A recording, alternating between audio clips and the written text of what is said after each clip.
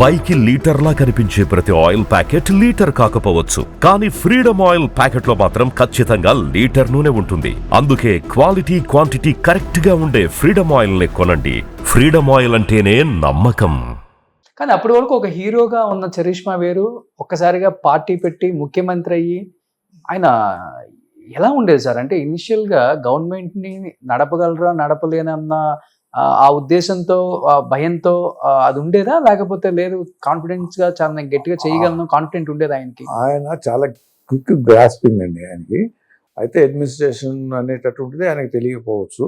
IAS officers వీళ్ళు అనేటటువంటిది ఉన్నా కూడా అంత సబ్జెక్టుగా ఆ ప్రొసీజర్స్ అవన్నీ కూడా ఉండేవి కావు. ఆయనలో ఉన్నటువంటి ఇప్పటికీ ఎప్పటికీ చెప్తా నేను, ఆ రోజున జరిగినటువంటి సంస్కరణలు కానివ్వండి, ప్రోగ్రామ్స్ కానివ్వండి, ఒక విద్యకు సంబంధించినప్పుడు లేకపోతే ఒక ఆహారానికి టూరిస్ట్ కానివ్వండి, హౌసింగ్ కానివ్వండి, ఎడ్యుకేషనల్ రిఫార్మ్స్ కానివ్వండి, అగ్రికల్చర్కి సంబంధించినటువంటి ప్రాజెక్ట్స్ అన్ని అప్పుడు కంటెంప్లేట్ చేసినవి తర్వాత కంటిన్యూ అయినాయి అనేటటువంటిది నాకు అప్పటికి చెప్తాను నేను. అవును, అభివృద్ధి అనేటటువంటి స్టార్ట్ అయిందే అక్కడి నుంచి అనేటటువంటి. అంతకుముందు అభివృద్ధి లేదనే అనడానికి కాదు, కానీ ఒక ప్రణాళికాబద్ధకంగా ఒక శాసనసభ్యుడు అంటే ఒక ఏరియా అంటే దాంట్లో చూపించాలి కదా మనం రెస్పాన్సిబుల్గా అనేటటువంటిది.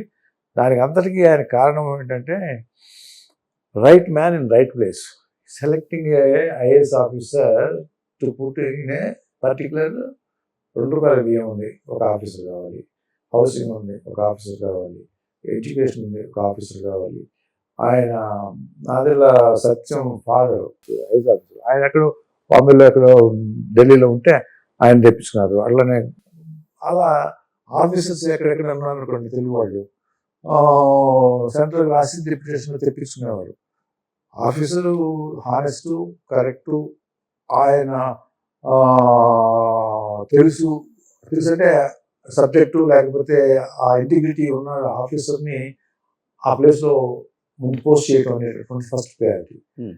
So any successful industry, any successful farm, any way success అనేటటువంటిది ఒక ఇండివిజువల్ తోటి కాదండి, అతను చూస్ చేసుకునేటటువంటి టీం వలన ఎప్పుడు కూడా సక్సెస్ ఉంటుంది. ఒక ఛానల్ ఉందనుకోండి, 10 మంది మీలాంటి వాళ్ళు ఉంటేనే సక్సెస్ అవుతుంది, కానీ ఒకనే కూర్చొని నడుపుతా అంటే కుదరదు. నాకే అన్ని తెలుసు అనుకుంటే కుదరదు. సో అలా ఆయన సక్సెస్ కారణం ఏంటంటే right man in right place. Okay, అలా సో అట్లా తీసుకొచ్చుకుని ఇండస్ట్రీకి సంబంధించినటువంటి అంటే సెక్రటరీ ఎవరంటారంటే పలానావాడు. అది ఇవాళేమో వాడు ఎంత కమిషన్ తెప్పించగలరు, లేకపోతే ఎలా మేనేవర్ చేయగలరు, అటువంటి ఆఫీసర్సే ఎక్కువ ప్రమోషన్స్ను ఇంపార్టెన్స్ వస్తాయి. ఆ రోజు అట్లా కాదు, ఆయనతో పోట్లాడేవాళ్ళు ఆఫీసర్స్ ఉండేవారు, ఇంటిగ్రిటీ ఉండేటటువంటి ఆఫీసర్స్ ఉండేవారు. అలా ఆయన నేర్చుకున్నారు, చాలా షార్ట్ పీరియడ్లో నేర్చుకున్నారు. He is able to manage the show. Okay, so మీరు ఫస్ట్ నుంచి కూడా అవినీతికి చాలా దూరం, పైరవీళ్ళు ఇష్టం ఉండదు, పైరవీళ్ళని ఎంకరేజ్ చేయరు, డబ్బుకు ఆశపడరు, ఎన్నో గిఫ్ట్లు వచ్చి ఉంటాయి, వాల్యుబుల్ గిఫ్ట్స్ వచ్చి ఉంటాయి, నాకు ఈ వర్క్ చేయండి, నాకు ఈ ఫైల్ సంతకం పెట్టించండి, మీ మామయ్య కదా సీఎం, ఇలా చాలానే వచ్చి ఉంటాయి. అండ్ మీరు రాజకీయాల్లో ఉన్నారు, అండ్ ఒకవైపు ఏమో ప్రెజర్ ఉంటుంది, ఒకవైపు ఏమో బాధ్యత ఉంటుంది. ఈ రెండింటిని బ్యాలెన్స్ చేయడం అనేది ఇట్స్ హైలీ ఇంపాసిబుల్. ఒక రాజకీయ నాయకుడిగా మీరు ప్రజలకు న్యాయం చేయాలి, ఒక పార్టీలో కీలక నేత మీ మామగారికి మీరు న్యాయం చేయాల్సి వస్తుంది. ఇవన్నీ ఎలా బ్యాలెన్స్ అయ్యాయి సార్ అప్పుడు? అంటే నాకు డబ్బుకు సంబంధించినటువంటి విషయంలో చాలా తక్కువ వస్తారు నా దగ్గరికి, ముందే తెలుసు వాళ్ళకి డాక్టర్ గారు ఎంటర్టైన్ చేయరు అని చెప్పి. అందువలన అలా పైరవీలు చేసి చేయించుకునేటటువంటి వ్యవహారం ఉండేది కాదు. కానీ పార్టీ పరంగా తెలిసినటువంటి వ్యక్తి వచ్చి పలానా చోట ఈ ప్రమోషను లేకపోతే ఈ పోస్టింగో లేకపోతే ఇదో అని అంటే నేను అమ్మటే ఫోన్ చేయటం చెప్పడం జరిగిపోతూ ఉండేది. ఆ రోజుల్లో ఎక్కువ ఉద్యోగాలకు సంబంధించినటువంటి రికమెండేషన్స్, ఎందుకంటే ఇప్పటిలాగా లేదా, ఇప్పటిలాగా ఉద్యోగం అంటే చాలా కష్టం ఇప్పుడు రావటం. అంటే అది టీచర్ ఉద్యోగం, డ్రైవర్ ఉద్యోగం, కండక్టర్ ఉద్యోగం, నర్సు ఉద్యోగము, లెక్చరర్ ఉద్యోగము, ఇటువంటివి అన్నింటినీ కూడా దాని క్లర్క్ల ఉద్యోగాలు, యూనివర్సిటీస్ జాబ్స్, ఇవన్నీ కూడా అంటే ఉన్నటువంటి ఉద్యోగాలు ఉండేవి, మనకు వచ్చేవాళ్ళు కూడా తక్కువ వచ్చేవాళ్ళు. ఒకటికి 2-3 కంటే ఉండే. ఇప్పుడు ఒకటికి 100-200 మంది ఉంటారు కాంపిటీషన్. ఆ రోజుల్లో మాత్రం అటువంటి వాటి అన్నిటికీ నేను ప్రాముఖ్యత ఇచ్చేవాడిని. పార్టీ వాళ్ళు ఎవరు వచ్చినా ఒక్కరోజే నేను 3000 మంది నర్సింగ్ ఏఎన్ఎం పోస్టులు అంతా పార్టీ వాళ్ళు చెప్పిన వాళ్ళే. జిల్లా పరిషత్ చైర్మన్గా పెట్టాను నేను. ఎమ్మెల్యే తీసుకొచ్చినటువంటి వాటిని వాళ్ళకి ఇప్పించేసేవాడిని. వాళ్ళకి నాకు లిస్ట్ ఇస్తే నేను వాళ్ళకి ఇచ్చాను. ఒకరోజు అపాయింట్మెంట్స్, ఒకరోజు 1000 డాక్టర్స్ అపాయింట్మెంట్ చేశాను. ఆర్టీసీ చైర్మన్ నాకు కోటయ్య గారు అని చెప్పి మా జిల్లా నాకు బాగా క్లోజు, ఆయన చేసేవారు. ఆర్టీసీ డ్రైవర్స్ ఎంతమందికి కావాలంటే అంతమందికి వచ్చిన వాళ్ళకి సంతకం పెట్టడం, ఇచ్చేయటం ఇలా కండక్టర్స్ చేసేవాళ్ళం. ఇలా టీచర్స్, ఆ రోజు టీచర్స్ కూడా జిల్లా పరిషత్లో చెప్తే అయిపోతూ ఉంటాయి. ఇలా ఎంతోమందికి ఇదేంటంటే పార్టీ ప్రోగ్రామ్గా నాకు ఫీల్ అవుతాను నేను ఒంగోలు జిల్లా టూర్ అంటే ఏదో ఇనాగరేషన్, వాటర్ వర్క్స్, స్కూలు లేకపోతే డ్రింకింగ్ వాటర్తో చేస్తూ ఉంటాం. వచ్చినప్పుడు రాత్రి వచ్చినప్పుడు నాకు 2 గంటలు వంట అవుతుంది. 2 గంటలప్పుడు కూడా నాకు జనం ఉంటారు అక్కడ. మళ్ళీ ఏది గెస్ట్ హౌస్లో ఏదో మార్కాపురం నుంచి వచ్చిన వాళ్ళు, గెద్దల నుంచి వచ్చినటువంటి వాళ్ళు అక్కడే ఉండిపోతారు. ఉండిపోతే వాళ్ళందరికీ ఆ 200 మంది దగ్గర కాగితాలు తీసుకుని టక్కడ సంతకం పెడితే అయిపోయేది నాకు. నేను చెప్పక్కర్లేదు ఫోన్ కూడా పెట్టేసేసి. ఎందుకంటే పార్టీ కాబట్టి, పార్టీ మనుషులు వచ్చినప్పుడు పార్టీకి చేస్తే పార్టీ గ్రో అవుతూ ఉంటుంది అనేది కదా ఆ ఉద్దేశంతో. అట్లనే పార్టీ పని ఎక్కువగా నాకు ప్రభుత్వంలో ఉన్నా కూడా ఇట్లాంటి యాక్టివిటీస్ తోటే నేను కాలం గడుపుతూ ఉండేవాడిని. సో అందువల్ల ఈ పైరవీలు వ్యవహారాలు నా దగ్గర కూడా తెలుసు. వెంకటేశ్వరరావు గారు ఇలాంటివి చేయడు, మా అల్లుడు చేయడు, ఆయనకి ఇష్టం ఉండదు. ఒక ప్రాముఖ్యత ఇచ్చారా మీకు పార్టీలో? ఇప్పుడు ఇంట్లో ఉన్నాను.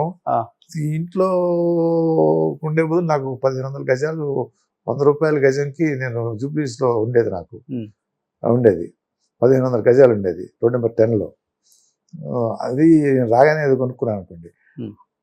ఇది కొన్నప్పుడు 2 ఉండకూడదు కదా, సిటీలో 2 ప్లాట్లు ఉండకూడదు అనే ఒక ఫీలింగ్ నాకు. ఫీలింగ్ అంటే అప్పుడు అర్బన్ ల్యాండ్ సీలింగ్ అని ఏదో చెప్తారు 2 చోట్ల 2 ఉండకూడదని.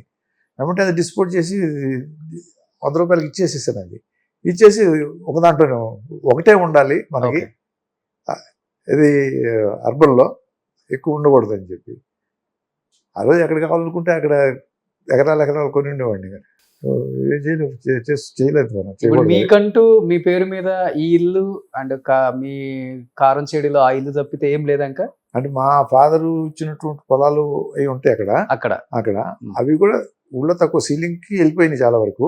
అయితే చీరాలో ఓడరేవు, ఇసుక అవన్నీ ఆ రోజుల్లో 5000, 2000, 3000 ఎకరం అవి ఇప్పుడు మంచి వాల్యూ అయిపోయినాయి. అలా ఒక 40-50 ఎకరాలు ఆ ఏరియాలో ఉంటుంది, చీరాల ఆ ఏరియాలో. మా ఊళ్ళో వ్యవసాయ పొలం ఆ రోజుల్లో గొప్ప పొలం, అటువంటిది ఏం లేదు, 10 ఎకరాల కంటే ఉండదు మాకు. హైదరాబాద్ లాంటి సిటీలో కేవలం ఇల్లు మాత్రం. హైదరాబాద్ లో ఇల్లే ఉంది మాకు. హైదరాబాద్ లో ఏదో కొంత తీసుకున్నాం కానీ ఎలక్షన్స్ అప్పుడు అన్నీ అయిపోయినాయి. కాకపోతే ఇప్పుడు అబ్బాయి వ్యాపారం అదంతా అయిన తర్వాత ఒక ఇల్లు వ్యవహారం నడుపుతా ఉన్నాడు. కడుతున్నారు ఇప్పుడు. అది కొంచెం పెద్దదే ఇల్లు. ఇక వాళ్ళ జనరేషన్కి వచ్చేటప్పటికి ఏ టైంలో అనిపించింది మీకు దాచుకుందాం ఇలాంటి కాన్సెప్ట్ మనకు? కాన్సెప్ట్ అంటే ఒకటే అండర్లైన్ చెప్పాను కదా, వెళ్ళేటప్పుడు ఏదో వచ్చి సంపాదించుకుని వెళ్ళాడు అని తిడతారేమో అనేటటువంటి భయం లోపల అండర్లైన్ ఉంది. అది హార్ట్ చేసింది నన్ను ఎప్పుడు కూడా. అందువల్ల తొందరపడలే నేను ఇక్కడ. నాన్నగారు నేర్పించారు. నాన్నగారు నేర్పించారంటాము నేను అనుకోను. అది మనకి అది ఏమో అలా వచ్చేసింది అంతే, అంతకంటే. చదువు నేర్పించింది అంటారో, సమాజం నేర్పించింది అంటారో మరి ఉంటుంది. Great sir. అది మా మదర్ కొంచెం ఆధ్యాత్మికమైనటువంటి వ్యవహారము, ఆవిడలో చాలా క్వాలిటీస్ ఉన్నాయి. ఆవిడ కూడా ఆవిడ అన్యాయం అక్రమం ఒప్పుకోదు ఆవిడ. అలా వచ్చుంటే ఎక్కడ